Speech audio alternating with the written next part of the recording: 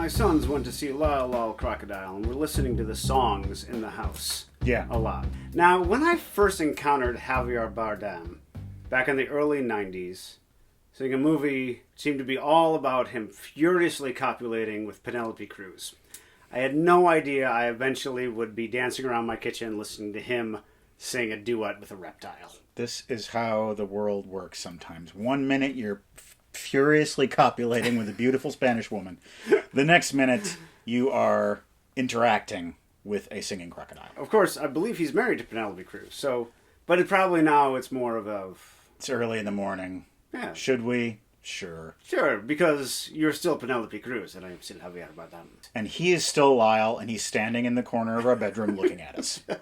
I've got a bunch of movies that I've never seen before. You don't know what they are. Every episode, I'm going to spring one on you. It might be good.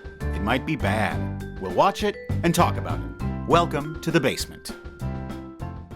Thank you for joining us here in the basement for our end of the year megasode. It's been a great season, season 11, and this is the time when we celebrate what we've accomplished this year and we look back at all of the movies we've watched. It's something I like to call the year in review. Review commence! Hey, Tracy, watch out!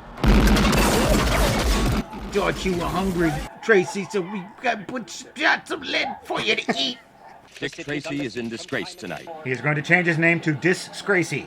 Pillow talk.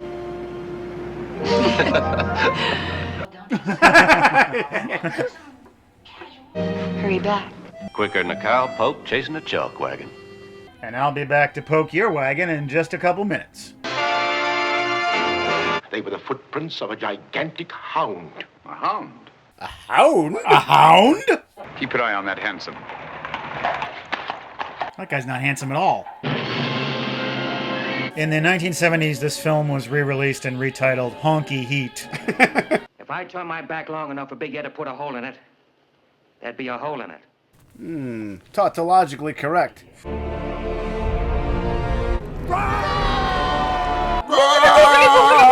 Water! Give me some water! Oh, I'm Walter. No! How come we can see it now? Power modulation. You know. Gobble, gobble, gobble, gobble. Hardly feels like we're moving at all.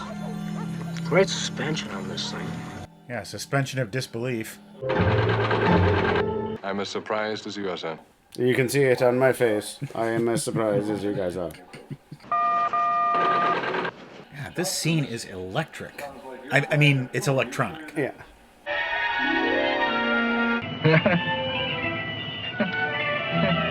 Really, that's the Chester Cat laugh that you chose, actor. It's the stupidest tea party I ever was at in all my life. I'm going to fire my agent.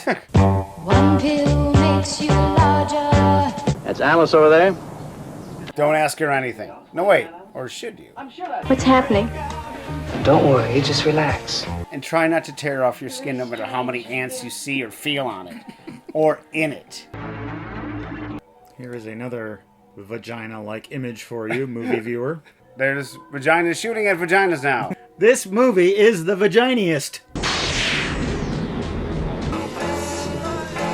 If the hover car is rocking, please come knocking because there's something wrong with the hover car. It shouldn't do that. Club 666, otherwise known as Club 18. My robot Kong is in position. Mechanic Kong is totally stoned. You can tell just by looking at his eyes. The natives call him King Kong. He likes to play ping pong with his ding dong.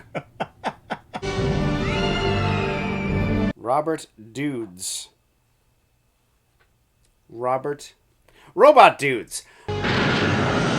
Daft Punk, you get out of here. Alas, poor YRK, I know you well. It's hard. Like a target. It's hard to put your hand out. And be a target. Just tell him that I loved him. Love is the hardest target of them all.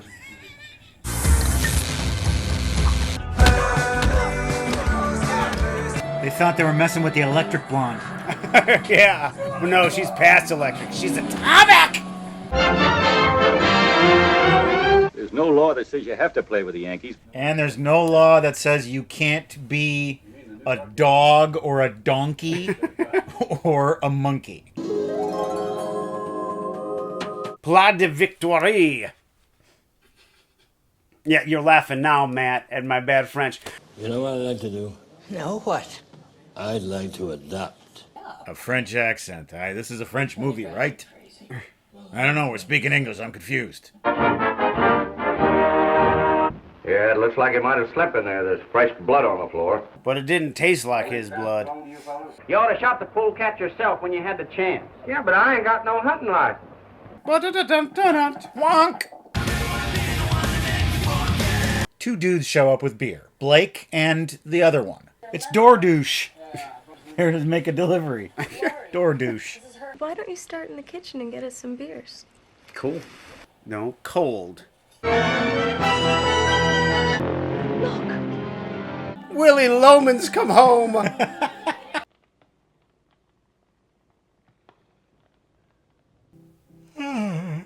There was a boy. All we want to know is your name.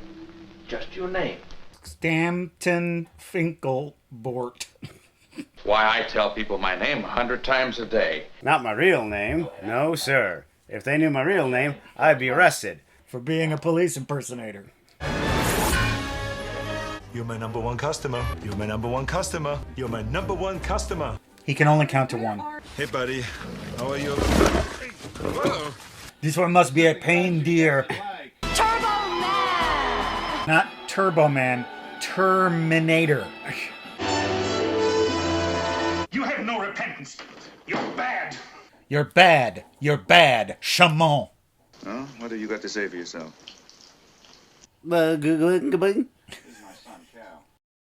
We've watched some great movies this year. We've watched some okay ones, and we've watched some stinkers. Yes. My favorite of the year is easy. It was a movie that really wowed me, and that was Son of the White Mare. Oh, yeah. One of the favorite animated movies I've ever seen. Everything about that movie was completely new as far as cartoons go. My favorite would be the movie we most recently watched, and that would be East of Eden. It's a movie that made me realize things about movies that I never thought of before. We always think about directors as guys who set up camera shots, and, you know, that's about it. When really, that's a cinematographer's job. Mm-hmm. One of the hardest parts of a director's job is to take a group of actors and make them all part of the same world. And you have such a disparate crew. You have a couple of heavy method actors, you have a couple of old-time Hollywood folk, and they're all working in the same movie. The tensions between the acting styles elevates it. Least favorite. I thought months ago that there would be no topping or bottoming Alice's Adventures in Wonderland. That was horrible. But it did have some quality special effects in it. It did have a charming lead actress. And it was still 10 times better than Jingle All the Way. Yeah. Jingle All the Way is irredeemable in its hatred for Christmas and all things American. Alice flying in Alice in Wonderland is more realistic than Arnold Schwarzenegger flying when he becomes Turbo Man. It's a more impressive special effect, and it happened 60 years earlier. Years earlier, right? Yeah. Jingle All the Way is pretty much the bottom, as far down as you can get. As well, Rock and Rule, very disappointing. The movie that disappointed me the most had the most squandered potential. It could have been so great, and it was not even close, and that would be Explorers.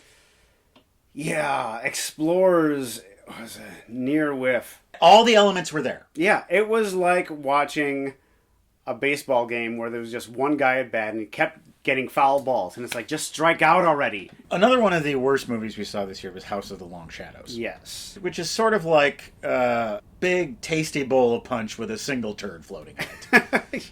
You could taste that punch, it would taste really good, but that turd's in there and I'm not going anywhere near it. It's kind of like Explorers that way, where it's like, oh, you were so close. But one thing we didn't talk about, and one thing that really wasn't featured on the episode, was this really nice moment at the end where they're at the party. The ruse has been revealed. Yes. And Vincent Price and Christopher Lee are suddenly now they're these old actors. But then you always were good at falling from a great height. Can't compare, my dear Geoffrey, with your famous death scenes, which you've played so brilliantly and for so many years. bitch. It's the best bit of acting that Christopher Lee did in that movie, and he's a very good actor. Yes. I noticed something interesting from East of Eden. You have all these parallels between the Bible and the story. Yes. So, of course, Adam is Adam. Cal is Cain. Aaron is Abel. Kate is Lilith. Lilith? The exiled wife of Adam from some versions of the Bible. Oh, right? yeah. Adam's first wife. Yeah. And she was sent away because she was disagreeable. And that's exactly what happened with Kate. Yes, but he never found his Eve. Right. Yes. His Eve was ice. Ice. Freddy vs. Jason inspired me to watch another movie this year. Oh, yeah? Which is Wes Craven's New Nightmare. The Nightmare on Elm Street movies had run their course. This is before Freddy vs. Jason. And Wes Craven made a movie about the actress who played the lead in the first Nightmare on Elm Street. Oh, I heard about this. She starts having nightmares with Freddy. Playing herself. Mm-hmm, playing herself. And she goes to talk to Robert Englund about this, and he's having the dreams. And Wes Craven's having the dreams. And wow, that's really interesting. It is really, really interesting. Loses it in the third act due to special effects issues. But it is a very interesting meditation on creation and what happens after this monster becomes a cartoon. I think that the feeling I had from so many movies this year was missed opportunity. Rock and Rule could have been a really strange, campy, fun thing, but it tried too hard to be funny, I think, to do slapstick stuff, and it just wasn't able to do it. Yeah, Hard Target is one of the greatest stories ever told. The most dangerous game. It should work every single time. And yet it just becomes absurd.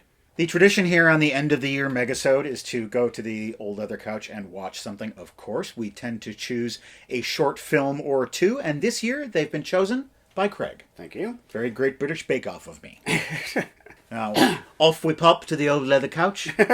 Before we get to that, I'm going to give you your gift. Oh boy! I have two movies, and they don't really have a theme other than the movie the director made before they made it big. One director is French, and the other one is from a famous winemaking family, so I thought I would give you some French wine. Oh boy. Depuis Bourgogne, Cabernet Franc. Tasty. Yeah. There are few Hollywood dynasties that rival that of the Coppolas, starting with the patriarch, Carmine Coppola, who wrote film scores. He had a daughter named Talia Shire, who was an actress, who herself had a son by the name of Jason Schwartzman, the actor. Schwartzman's cousin is Nicolas Cage, and Cage's uncle, of course, is Francis Ford Coppola, the godfather himself. Francis had two kids who became movie directors. One is Roman Coppola, and the other is the woman who directed the movie we'll be watching tonight. Someone who's appeared on the show in the movie Rumblefish. A child actress at the time who went by the name of Domino. But when she grew up, she went back to her birth name. Mistake. Sofia Coppola. Imagine if she was Domino Coppola. Yeah, Dominopola. She had her breakthrough film in 1999, The Virgin Suicides, but a year before that came out, she made a little movie called Lick the Stars. Not a great title. Well, we don't know if it's a great title until we watch the movie, so why don't we lick our way over to the big leather couch and watch Lick the Stars? Not recommended. Walking over to the couch is a better choice. American Zoetrope. Lick the Star is the story of some teenage girls in school. Missing school's like a death wish. My dad ran over my foot by mistake, and I couldn't go back until Thursday. My dad was drunk on wine from the Coppola vineyards, and he ran over my foot. No one right now is more popular than Chloe. Oh, Lick the Star. You said Lick the Stars. I thought there was going to be multiple stars licked. And she can get away with anything. Come on, give her a taco. No, now you don't have any. Oh, my tacos. Chloe has written on her folder, Lick the Star. What's Lick the Star? Just forget it. It's something that virgins do before they commit suicide. But that's the next movie. Lick the Star. Lick the Star sounds like a Spinal Tap album. She loves the novel Flowers in the Attic. And what did the grams lace Chris and Kathy's food with? Poison? If you say Lick the Star backwards, it says... Kill the rats? No, it's not. It's not that at all. Education in this country has really gone downhill. And what do you use to do that? Poison. Arsenic. Commonly found in rat poison. So Chloe wants to poison people. Don't tell anyone. What do? What all troublemaking kids used to do back in the 90s? Smoke. Smoking was required when I was in school. Only if you had to smoke Chesterfields. That's right. Go to the office. Peter Bogdanovich. As a non-student, That is Peter Bogdanovich. you will not be able to participate in school activities, sports, or school dances. Nor my symposium. I talk about the later work of Howard Hawks. Orson will be there, Hitch. Everyone. Simply everyone. Do you want to go to Becca's house tomorrow night? Samuel Beckett's house? It's a real depressing place. Believe me. Parties at Samuel Beckett's house are a real drag. There's guys who can't see, ones who can't stand up, other ones who can't sit down. Can't leave or never arrive. The girls have a little sleepover party and they discuss the plot. They're going to poison one of the guys at school. Not too much, just a little bit. Like they did in the book. A star will be licked. You have to wear glasses. It's Helen Keller's market, so you have to act like you're blind. They buy a bunch of rat poison. What are these twisted little freaks up to? So Chloe's got everybody under her little fingers, and she thinks she owns the world. But then something happens. The first blacks came to Jamestown in 1619. We're just going to cover all of black history in one day. Slavery, secession, Civil War. You know, if it wasn't for change, Nadine might be a slave. And then she said Nadine could still be a slave. Chloe said Nadine should be a slave. No way. She's such a bitch. Her comment was taken out of context and misinterpreted, and now everybody hates Chloe, and nobody's interested in licking stars of any kind. Lick the star, huh, Chloe? What? Everyone knows that she's into poisoning, even though she's never done it. And now Chloe's not popular anymore. Everything changes. Nothing changes. The tables turn. Surely the New Yorker will publish this. And life goes on. Obla-dee, obla-da. I don't get it. Lick the Star. We did. It's about popularity in school. Yes. Popular girls and the weird things that they do. I suppose this poison plot is just sort of like an exaggerated example of that. You have not seen The Virgin Suicides? No. This does seem like a dry run for that movie, just in getting the mindset of what it's like to be a teenage girl. And also kind of the dreamy aspect of high school when everything is just so intense. Every day feels like drama. Yes. Every moment, every high and low feels like high drama. I believe this is an entirely original story of Miss Coppola's, and I wonder if this is inspired by the shifting sands of her own early teenage years. The movies I've seen of hers, Virgin Suicides, Lost in Translation, Marie Antoinette, The Bling Ring, all seem to follow much of the same patterns of this movie. Privileged girls, and they're jockeying for position in the hierarchy of whatever they are, whether it's junior high school or whether it's Versailles, and just feeling lost amongst that. You know, and just because you're privileged doesn't mean that you can't have ennui and existential crises. Yeah, and you're finding your way through life just like everyone does. Yes. What do you think are the signs that the director of this movie might be going on to greatness? Last name Coppola. I love the introduction of Chloe. Playing an awesome song over someone walking in slow motion always works. Yeah, and her use of music is very well done. It's obvious that she has a flair for style even right at the beginning, and so that's going to carry through in her future work. My one problem with it is that it falls back on this major stylistic trope of the 80s and 90s, and that is black and white equals art. Well, if we film this movie in black and white, it'll be like Woody Allen's Manhattan. I'm not so sure about that, because if you're shooting 16 millimeter, black and white's going to look better than color. Color's going to look very cheap. Yeah. Black and white's going to look not as cheap. So I think that's a consideration too. And I guess if you do have so many esteemed elders, including the person who's playing the vice principal in this movie, they would probably suggest the same. I wish during that scene that it was longer, and while he was talking to her, he was just taking out a scarf and just tying it, just completing the picture. Why him? Why for that 4-second scene? Who watching that film would go, oh, What did she do to garner that favor? Yeah. Francis Ford made a call. He's someone who would appreciate a young person's drive to make art, so he probably wants to encourage the next Peter Bogdanovich. Right. It's so weird. It's so easy to respect that man and make fun of that man all at the same time. Oh, yeah, totally. We've watched one short film. I want to watch another. Jingle All the Way, great as it was, left us a little wanting when it came to quality mailman comedy. And who better to take us along on his mail route than Monsieur Hulot himself, Jacques Tati. Monsieur Hulot. So I present to you L'École des Facteurs, or as we Americans would call it, Postal School. Released in 1946, L'EDF. Was directed by Jacques Tati, who also stars. This movie would serve as the narrative framework for Tati's first feature-length film, Jour de Fête. Well, it looks like we need to go over to the old leather couch for a special delivery of that French movie that he just told you about. Postal School. The moistest studio. Le postman always rings deux. Bonjour! A tiny man teaches postal lessons. And that is how we will get out of Casablanca to Lisbon. To 3 postal students. It's their first day of work. And they have to get their mail to the airport in time for the mail plane. Well, this mailman is rather bumbling.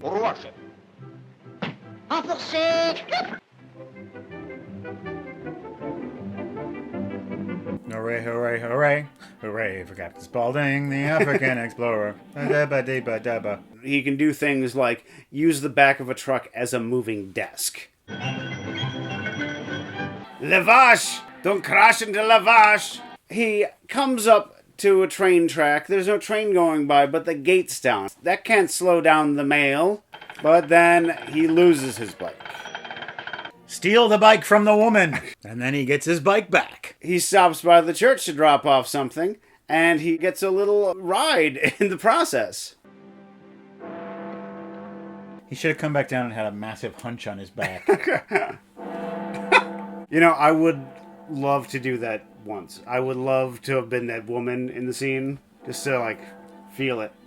Yeah, what it feels like to be a woman, to have a womb, to be able to bear life, to bring life into this world from your body. And the bell thing. Oh, and the bell thing. Yeah, sure.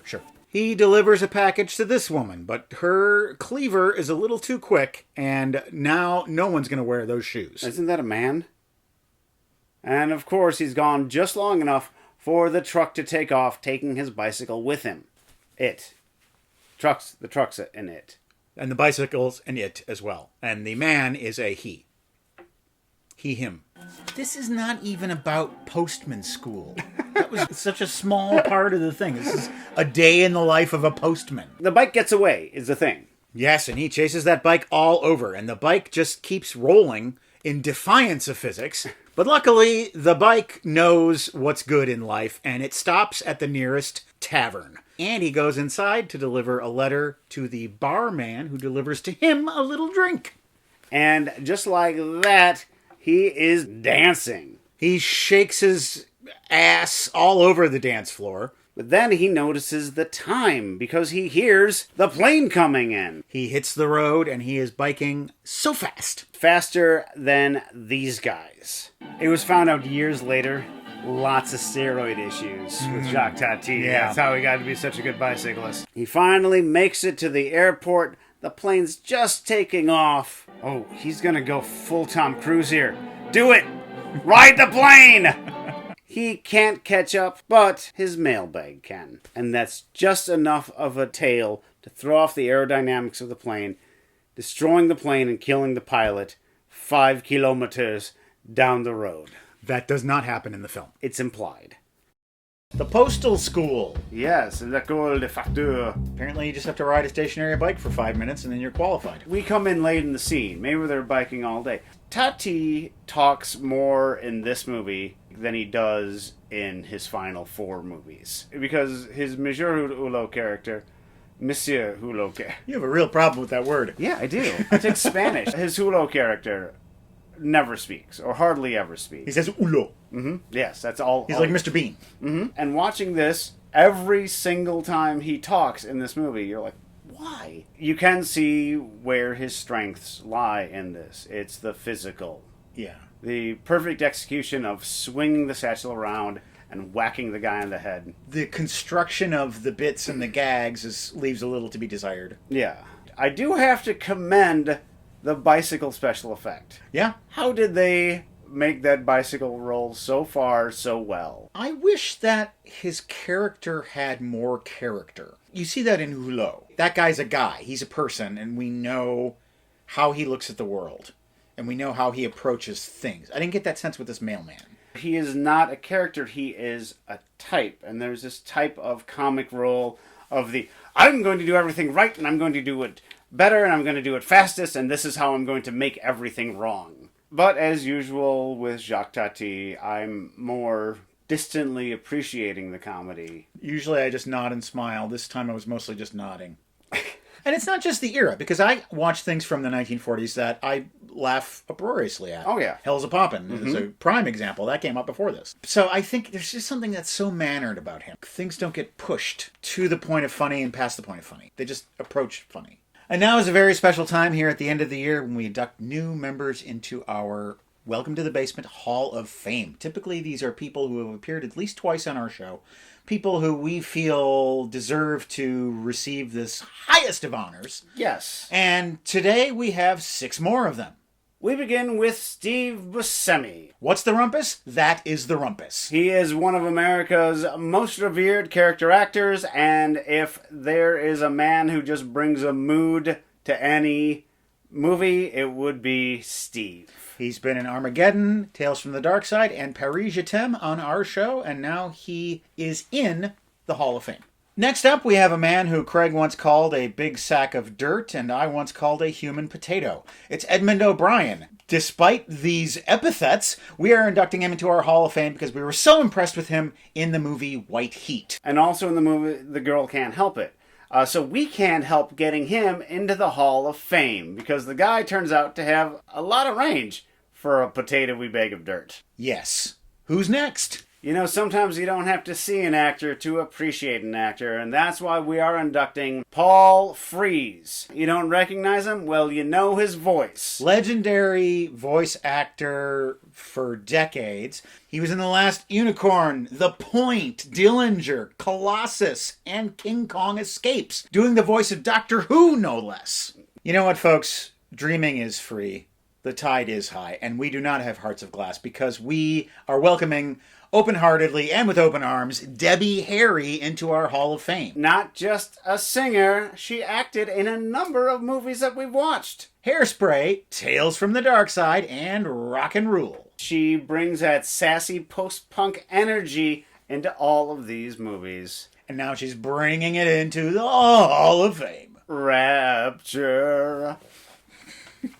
And we welcome Thelma Ritter, one of the greatest supporting actresses in the history of film. She gave a splendid performance in Pillow Talk. She gave a almost non-existent performance in Miracle on 42nd Street, but that doesn't matter because she's in the Hall of Fame anyway. Because she makes everything better, including the Hall of Fame. And we're also inducting our first stuntman, I believe. He was also an actor. He also played giant lizards and giant monkeys. His name is Haruo Nakajima. He was famous for bringing these giant monsters to life, and now we're bringing him into our Hall of Fame. We could not decide on a non-human Hall of Famer this year. So we're going to postpone our non-human inductee because we want to hear from you. We want to crowdsource this and find out who you think should be the non-human inductee for 2022 in our Hall of Fame. Leave your suggestions in the comments. And now let's do our final Seen It of the year. Seen It. Tyler writes, have you seen the 2015 film Anomalisa? This movie is amazing. Seen it? Seen it. This originally was a stage play. It came out many years before it was made into a movie. My main takeaway from this is that never in the history of movies has the experience of checking into a hotel been so clearly presented. Like, you feel like you're checking into that hotel right with that man. Anyone who's checked into a hotel and be like, yep, that's what it's like. That's exactly what it's like. David Mamjer writes, I managed to cross off a classic from my list, The Manchurian Candidate. Seen it. Seen it. This is, of course, the original Manchurian Candidate he's talking about, the one that came out in the early 60s, starring Sinatra. And Lawrence Harvey. Mm-hmm. And Angela Lansbury. Angela Lansbury, Basement Hall of Famer. It is so creative in so many different ways, far beyond its time cinematically. Anything else that was going on in 1961 was nothing like this movie. The 2 garden party scenes are just a miracle of filmmaking. Something that's often forgotten about this movie is that after the Kennedy assassination, Frank Sinatra, he actually kind of seized the rights of the movie and he held it down for 20 years. You couldn't see Manchurian Candidate easily at all because it deals with the presidential assassination. He was such a Kennedy supporter. Mm-hmm. He kept the world away from one of his best movies for a really long time. Fran Newhouse writes, we haven't heard from Fran in a while. Oh, Fran. It's too bad that Fran is human, because she could be our non-human Hall of Fame inductee. She's really human. But she's a living, breathing human being. She says, The Boys in the Band, not the original, but the 2020 remake. Have you seen it? I want to know if you have. Yes, I've seen it. I've not seen it. It was based on the Broadway production that had been going on. Jim Parsons, who is of the Big Bang Theory, was the lead in that. We all know that there's a big rule of thumb in movies: show, don't tell. There's a scene in this movie that illustrates when show, don't tell is the wrong choice. And that's when you have a gay man who's giving this monologue about his first sexual experience and how moving it was and how sad it was and how tragic it was in a way.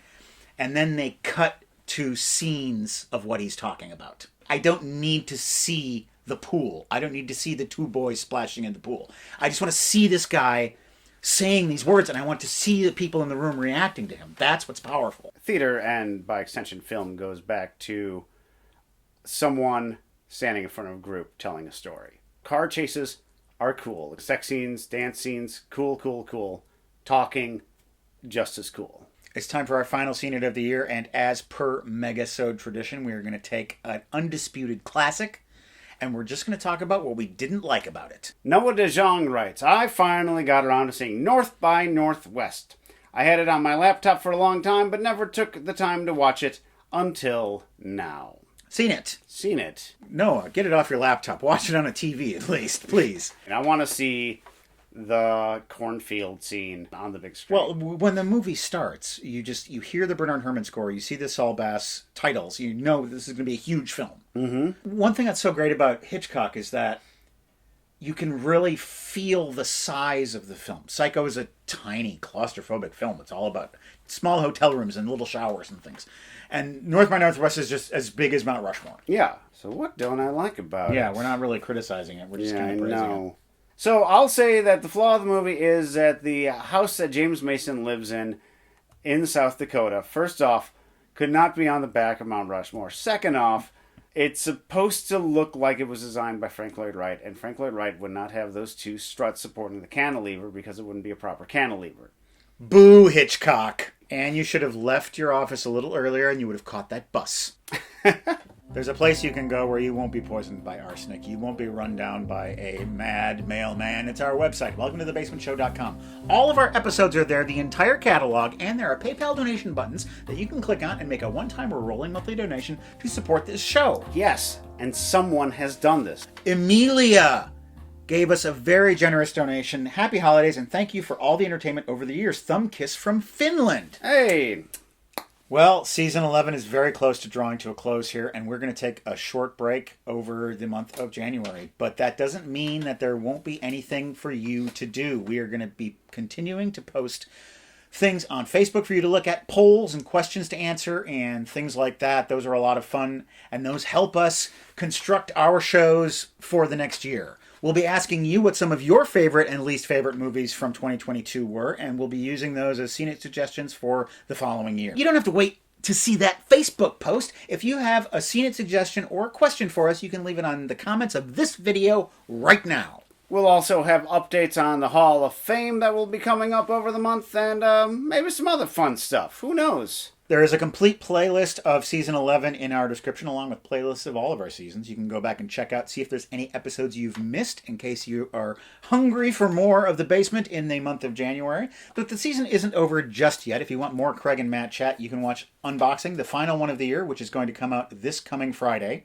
And the Season 12 premiere will be on February 3rd. As always, we want to thank you for watching our show. Your continued support is mind-boggling. Certainly, the people who go to the website and contribute to support, that is huge. Watching this show, being a part of this community, it's just, it's great, and it makes it worth doing every day. Thanks for joining us here in the basement, and we will see you next year. And now, watch this. Oh, I just winked. I'm not a winker. Maybe Lick the Stars would sound better in French, too. Something... Et toi? Longue le toi? Tongue the Stars. Tongue the Stars. Somebody tell us how to say Lick the Stars in French, please. Kill the rats?